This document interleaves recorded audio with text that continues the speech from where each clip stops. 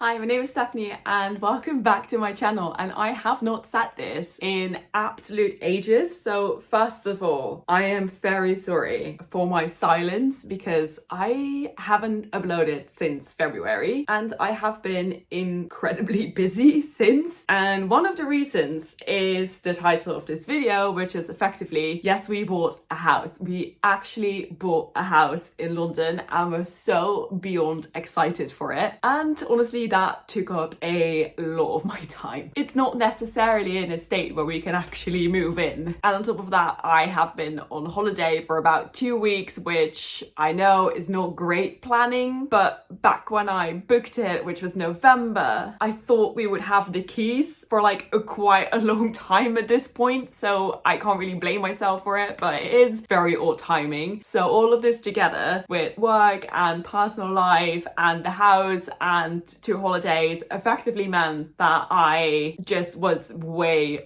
too busy organizing literally everything. Either way, in some previous videos, which are now like way long time ago, I've hinted that something major was going to happen and that I was working on something, which is this. It is the house that we now bought. And we all thought that it would happen a lot sooner than what it turned out to be. So here we are in mid-April.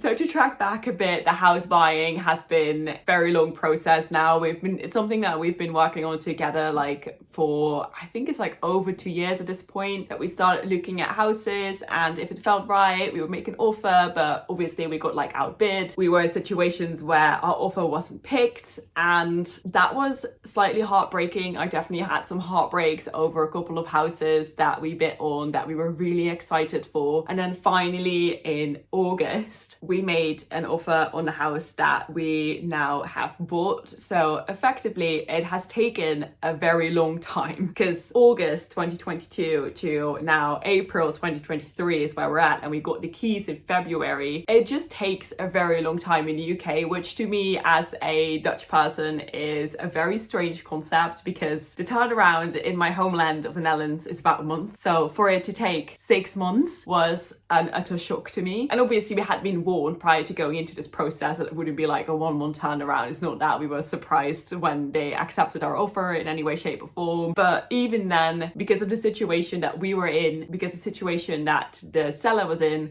we weren't in a chain, which effectively means that the seller did not have to sell this house in order to buy his next property, and it's our first property. So we are not waiting on the sale of our previous house to buy this house, which would mean in the UK that normally you would have a quicker turnaround of about 3 to 4 months, but not the 6 months that it actually took. So yeah, I suppose the conveyancer on their end was slow, or maybe the seller was slow, or whatever. I honestly, I don't know who was slow. It's that's like one of those things, right? Like the selling party in the UK has to prove that they're the owner of the house, and they do that through like their lawyers, which is that conveyancer. And then we have to take a conveyancer to like check the documents to see if they're actually like truthful, if that makes sense. So it's a very weird process in that sense. And if the like seller's conveyancer isn't quick, my conveyancer inevitably is going to complain that their conveyancer is slow. So it's a bit like you just don't know what's going on. So why it took so long, we don't know. We can only speculate that maybe the seller was slow in providing documents, maybe the seller's conveyancer was slow, maybe we didn't chase our conveyancer enough to chase the other conveyancer to chase the seller. Like it could be all those things. Like effectively we don't know. We always try to respond as quickly as we could if they came in with a request for any documents or anything along those lines. But obviously we had also loads of stuff that needed to be translated, because we are originally from the Netherlands and they speak Dutch over there, which is not English. So we did need to get stuff translated,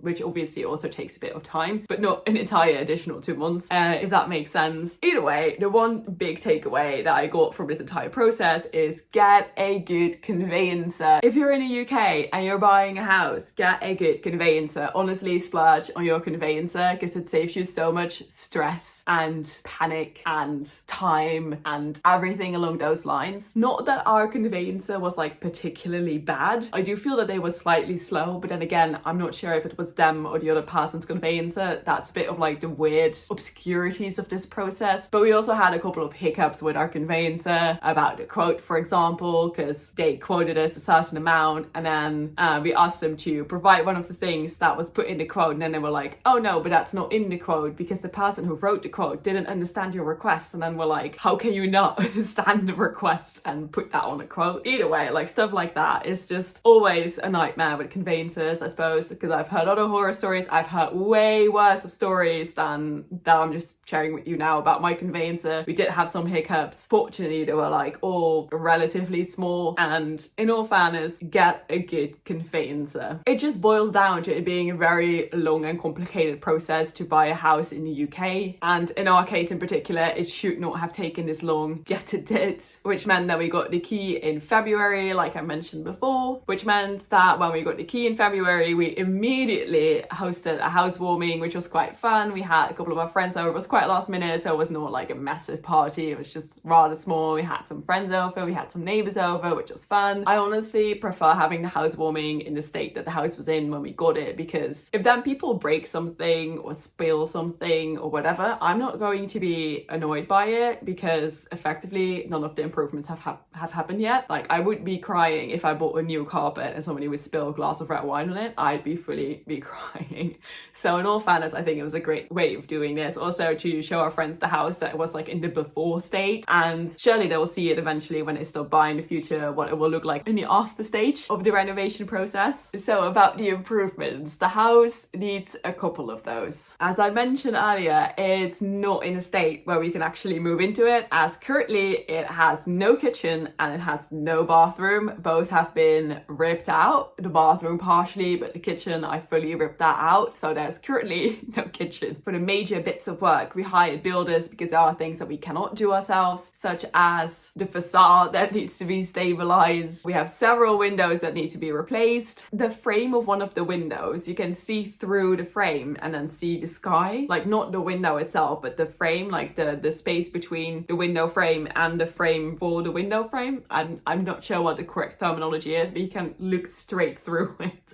So that's not supposed to be that way. And the staircase needs to be done, and we have scaffolding up now for them to fix the facade, because that is likely going to make the most mess. So they're starting with that first. And we're currently looking at about 7 weeks of having the builders on site, which is actually not too bad, but they're 2 weeks in now, well, nearly 2 weeks in now. So there's about 5 weeks-ish left. So, and they're getting there slowly but surely, but it's great to come back every now and then and just seeing the house. So hopefully it will then be in a decent shape that we can actually move in. So we're planning on moving in June, which is quite close by, which is going to be stressful, but it will be fine. And most of like the bedrooms are in like a decent shape, if that makes sense, and they mostly need like decorative finishes. So I'm actually quite excited to tackle that, and I will be doing those myself. And I'm actually excited for this like final move. Since I was 18, on average, I've moved more than once a year. So I'm actually very much looking forward on just settling and just staying in one place and being done with moving.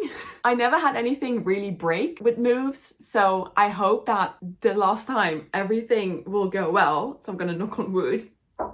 And then this will be the final move for years to come, which will be absolutely amazing. So effectively, from the moment we got the keys, it has been work. I woke up in the morning, I went to work. After work, I went to the house that we just bought, did some fixing up, did some DIYing, and then got back home around like 11 to midnight, and then went to bed and then did that again for like the time to come. So that's been rather stressful, but also fun, because I actually quite enjoy doing the DIY stuff. But then again, like all my free time stuff, all my hobbies, like whether it's like ice skating or like hanging out with friends or going on like road trips with colleagues or that kind of thing, it has all been very, very limited. Hence also why I didn't upload any videos, because I just didn't have time to film. I was there constantly. When I got back home, it was dark, and I can't film when it's dark. You get like a very grainy image. And obviously with the 2 trips that I went on, I didn't do as much work in the house that I could have done. And also right now it's been a bit of a chill week, because we work quite a lot for the last couple of weeks, which I will tell you more about in the future. So yeah, stay tuned for some house videos, maybe like a house tour and some DIY projects, and I'm incredibly excited to share all of that with you. And then also in terms of work, I definitely need to give an update on that as well, so that will be up soon. And then we're gonna, you know, get DIYing. So thank you so much for watching this video, and I'll see you in the next one. Bye.